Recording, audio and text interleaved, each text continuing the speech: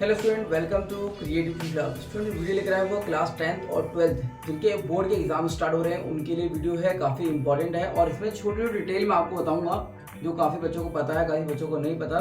तो ये सारी चीज़ मैं आपको इन्फॉर्मेशन जो है वो क्लियर करूँगा और कुछ डाउट होते हैं वो सारे डाउट क्लियर करूँगा। तो स्टार्ट करने से पहले यदि आप इस चैनल पर नए हो और आपने इस चैनल को सब्सक्राइब नहीं किया है तो प्लीज़ चैनल को सब्सक्राइब करें और बेल आइकन का बटन दबाएं ताकि जो भी वीडियो आता है उसकी नोटिफिकेशन आपके पास जल्द से पहुंच सके। तो स्टार्ट करते हैं। तो स्टूडेंट सबसे फर्स्ट इन्फॉर्मेशन क्या है, यदि सबसे पहले क्या होता है आपको क्वेश्चन पेपर दिया जाता है और क्वेश्चन पेपर देने के लिए आपको 15 मिनट या 10 मिनट जो भी पढ़ने के लिए दिए जाते हैं और उन क्वेश्चनों को आपको पढ़ने का टाइम देते हैं कि क्वेश्चन में आपको करना क्या है। सबसे पहले डाउट क्लियर करने के लिए क्वेश्चन पेपर दिए जाते हैं, तो उसमें सबसे पहले क्वेश्चन पेपर को अच्छी तरीके से पढ़ें और पढ़ने के बाद एक तरीके को समझिए कि इसमें लिखना क्या है। ये 15 मिनट आपको काफी इंपॉर्टेंट होते हैं समझने के लिए और उसी बीच आपको एक क्वेश्चन पेपर दिया जाता है इस तरीके से कि क्वेश्चन पेपर दिया गया है आपको। और सबसे मेन जो फ्रंट पेज होता है इसमें काफी इन्फॉर्मेशन जो है अपनी इन्फॉर्मेशन फिल करनी होती है। कभी कभी बच्चे क्या होता है कि हमें आता है और खुद ही एक तरीके इन्फॉर्मेशन फिल कर देते हैं। यदि आपको आता है तो उसको फिल करें, यदि नहीं आता है तो टीचर से एडवाइस जरूर करें कि मैम इसमें क्या फिल करना है। कभी कभी क्या होता है कुछ बच्चों को कुछ वर्ड्स नहीं आते कि इसका हमें फिल क्या करना होता है, तो इसमें शर्माने की जरूरत नहीं कि यदि मेरे को नहीं आ रहा है तो मैं टीचर से इन्फॉर्मेशन मतलब क्लियर ना करूँ, तो टीचर से आप क्लियर कर सकते हो। टीचर बताएंगे, ऐसा नहीं टीचर नहीं बताती है, आपको टीचर बताती है। तो उसमें सबसे पहले उनसे क्लियर करना है कि इसमें फिल क्या करना है, क्योंकि कभी कभी क्या होता है कुछ डाउट होता है वो नहीं समझ में आता कि इसमें फिल क्या करना है। तो आप टीचर से एडवाइस जरूर कर लें और ताकि इसमें फिल क्या करना है।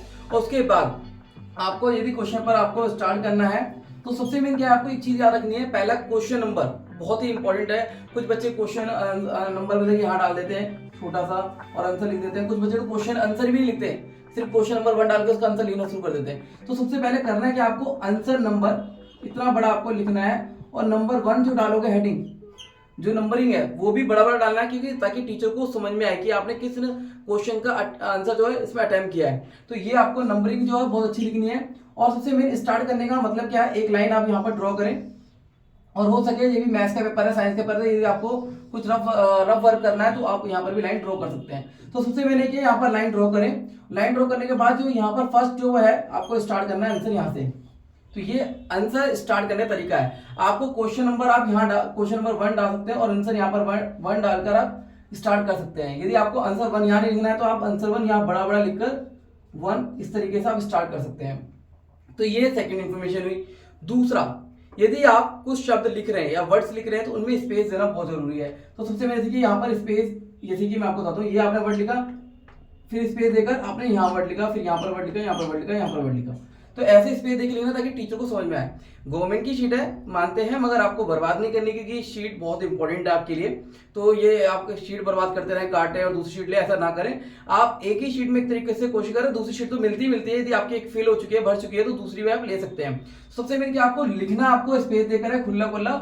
और यदि आपका फर्स्ट क्वेश्चन जब कंप्लीट हो जाता है तो 2 लाइन छोड़कर सेकंड आंसर जो है आपको अटेम्प्ट करना है। सेकंड क्वेश्चन का आंसर अटेम्प्ट करना है, फिर उसमें उसका आंसर होता है तो उसको स्पेस देना है। तो ये तो मैंने आपको 2 डाउट क्लियर दिए। पहले आपको बताया मैंने आपके कि क्वेश्चन आंसर जो है ना बड़ा लिखना है, दूसरा आपको स्पेस देके लिखना है। यदि आपका एक आंसर कंप्लीट होता है तो आपको 2 लाइन छोड़ के उसका दूसरा आंसर लिखना है। तो ये सबसे मेन इंपॉर्टेंट बातें हैं जो आपको बताना चाहता हूं मैं। कुछ बच्चों को पता है, कुछ बच्चों को नहीं पता है, तो इसलिए मैंने सोचा कि एक वीडियो लेकर आऊं आपके लिए ताकि काफी डाउट जो है क्लियर हो जाए। तो ये आपको अटेम्प्ट करना है और सबसे मेन आपको बहुत अच्छी तरीके से अटेम्प्ट करना है। और सबसे मेन क्या होता है, जिसका फर्स्ट पेपर होता है स्टार्टिंग में, वो 10th हो या 12th हो, तो वो राइटिंग पे ज्यादा फोकस करते हैं। तो मानता हूं मैं आपको राइटिंग पे फोकस करना है, प्लस टाइमिंग पे भी और प्लस क्वेश्चन पे भी कि क्वेश्चन कितने हैं, टाइमिंग क्या है, उसके हिसाब से आपको चलना है। यदि क्या होता है कभी कभी बच्चे राइटिंग पे फोकस करते करते क्या होता है बहुत सुंदर सुंदर लिखते हैं, फिर लास्ट में कुछ क्वेश्चन रह जाते हैं और बैल लग जाती है और टाइम ओवर हो जाता है और उसके जरिए क्या होता है कुछ क्वेश्चन रह जाते हैं और बच्चे काफी अफसोस महसूस करते हैं। तो आपको सबसे मेन क्या करना है, राइटिंग, टाइम और एक तरीके से क्वेश्चन का सबसे मेन बड़ा ध्यान ये रखना है कि आपको टाइमिंग के हिसाब से क्वेश्चन अटेम्प्ट करना है। यदि जो क्वेश्चन नहीं आता उसको छोड़िए, फिर नेक्स्ट क्वेश्चन करिए, उसका आंसर लिखिए। बहुत अच्छी बात है, यदि आपको जो आता है पहले वो अटेम्प्ट करें, जो नहीं आता उसको बाद में करें। ये आपको अच्छी तरीके से आना चाहिए। दूसरा क्या है, यदि आप क्वेश्चन लिख रहे हैं तो लिखते समय ये आंसर जो मैंने आपको बताया बहुत बड़ा लिखना है, नंबरिंग जो है बहुत अच्छी लिखनी है और बहुत अच्छी तरीके से लिखना है ताकि वो टीचर को समझ में आए और क्लियर हो जाए। राइटिंग भी सुंदर लिखनी है, स्पेस भी देना है और जब क्वेश्चन फर्स्ट हो जाए तो उसको स्पेस देके दूसरा लिखना है। अब आते हैं नेक्स्ट टॉपिक पे।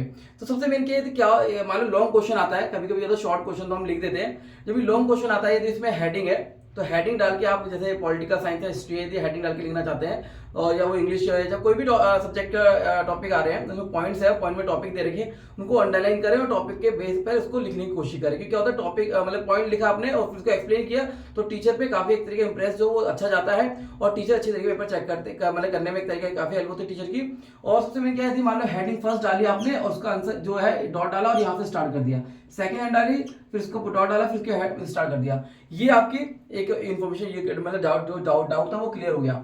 अब दूसरा जो है सबसे मेन क्या है, यदि क्वेश्चन में कोई भी इंफॉर्मेशन है या एक राइटर है या डेट है कोई भी और या सन है तो उसको अंडरलाइन करें, जो भी आपको पता है। यदि आपको नहीं पता जबरदस्ती नहीं कि आप उसमें अंडरलाइन करें, कि आपको श्योर नहीं है और उसमें अंडरलाइन कर दिया आपने, जो आप लगता है श्योर हो इस डेट पे तो उसको अंडरलाइन करेंगे ताकि वो हाईलाइट हो और टीचर को समझ में आए कि हाँ बच्चे ने इस पॉइंट को अटेंड किया है। पॉलिटिकल साइंस और हिस्ट्री में जितनी भी हो सके कोशिश करना कि पॉइंट टू पॉइंट आंसर लिखना।